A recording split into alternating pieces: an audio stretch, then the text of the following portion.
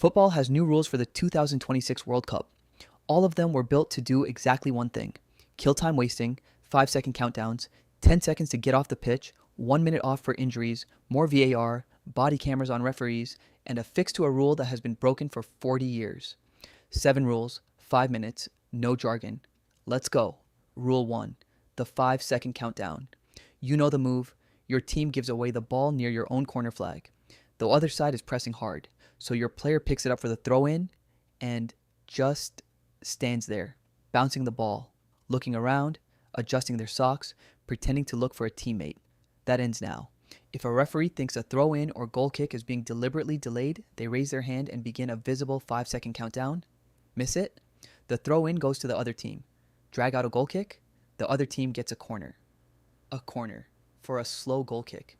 That is brutal. Goalkeepers already had a version of this rule. They get 8 seconds to release the ball. Now the 5-second countdown applies to every single restart.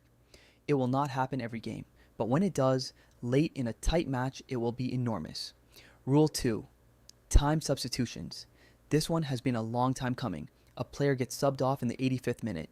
Their team is winning, so they limp to the far touchline, shake hands with every single person on the bench, do a slow lap, check their phone, maybe grab a snack. 4 minutes of absolutely nothing.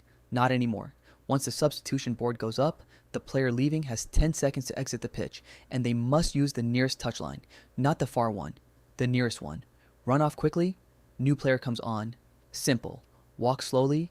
The substitute has to wait for the next stoppage of play after a full minute has elapsed. Your team plays down a man because your own player dawdled off the pitch. That is the punishment. It is immediate. It is fair, and it will absolutely happen at least once in this tournament. Rule 3: injury time. Off the pitch. Similar idea. Different situation. Player goes down, medical team runs on, everyone stops. The clock keeps running. Supposedly, but we all know how that actually goes. Under the new rules, if your injury caused a stoppage in play, you must leave the pitch and stay off for 1 full minute of actual play before you are allowed back on. No more hopping back up 10 seconds later. Fully recovered, job done. The referee can let you stay on for things like a head injury check or serious bleeding. But if you cause a delay, you sit on the sideline and watch for 60 seconds. Major League Soccer actually tried this first, with a 2-minute version. FIFA liked it enough to bring it to the biggest stage in football. Rule 4: body cameras on referees. This one is different. It is not about the players. Tournament organizers can now allow referees to wear chest or head-mounted cameras during matches. FIFA already tested this at the Club World Cup last year. The feedback was overwhelmingly positive. Better training footage, new television angles, and a clearer view of exactly what referees are seeing in real time. The footage is controlled by the competition organizer. It is not a punishment tool, it is a transparency measure. But it does mean that if a referee makes a controversial call, there is now a camera pointing directly at what they saw. Football just got a little more accountable. Rule 5: VAR gets more power. VAR is not new, but what it can review just got bigger. Previously, VAR could only step in for a specific set of situations: goals, penalties, red cards, mistaken identity. That list now has 3 new additions. First, clearly incorrect second yellow cards that lead to a red. If the referee books the wrong player or makes an obvious error on a second caution, VAR can now correct it. Second, wrong player punished. If the referee misidentifies who committed the foul, VAR can intervene. Third, clearly incorrect corner kick decisions, but only if the review can be completed immediately without delaying the restart. The keyword across all 3 is clearly. VAR is not becoming an all-seeing replay machine. It is filling in the most obvious blind spots. Will people still argue about VAR? Absolutely, but the gaps it is closing are ones that should have been closed a long time ago.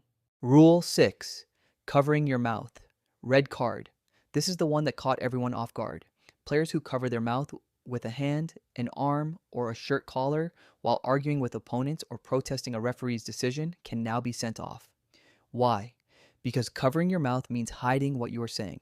And what players are saying in those moments is usually either abusive or an attempt to secretly coordinate something they should not be. Football is supposed to be transparent. Referees are now empowered to treat a covered mouth as a reason to reach for a red card. Will it be applied consistently? That is a fair question, but the intent is clear. If you have got something to say it in the open. Rule 7: the dog SO fix. This one is the most logical change of the entire package, and it took 40 years. Dog SO stands for denying an obvious goal, scoring opportunity. If you foul someone who is clean through on goal, the referee gives you a red card. That is the rule. The problem? Sometimes the referee plays advantage. Let's play continue, and a goal is actually scored anyway. Under the old rules, the fouling player still got a red card, even though the attack succeeded, even though no opportunity was actually denied. That is gone. If the referee plays advantage after a dogso foul and a goal is scored, no red card. The goal happened. The opportunity was not denied. Common sense wins. It is a small fix, but it is the kind of fix that makes you wonder why it took this long. 7 rules, all pointing in the same direction. Faster football, less manipulation, more accountability. The 2026 World Cup kicks off across the United States, Canada, and Mexico. 32 teams became 48. The rules changed, and the game is different. Watch carefully. It is going to be a different kind of tournament.